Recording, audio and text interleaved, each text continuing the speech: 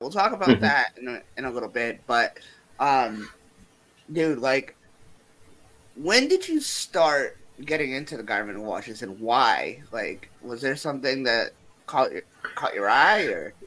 So my first ever Garmin watch, and I can't remember if we did a video on this a while ago. I think we did, but it might have gotten scrapped. But the Garmin watch, the Garmin Instinct Yeah, tactical yeah, smartwatch. that That one scratched.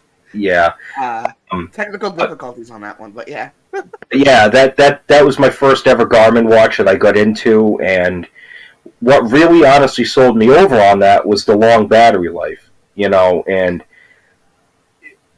for any of you guys who watch Taylor's videos, I don't know if any of you guys are into like the Garmin ecosystem and stuff, but a lot of their Garmin watches have long battery life. I won't say like long.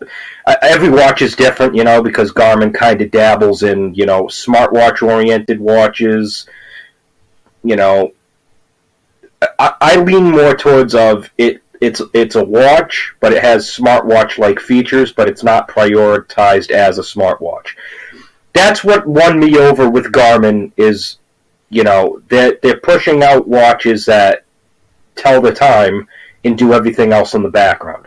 Yes, you still get notifications, phone calls, all that stuff, but it doesn't.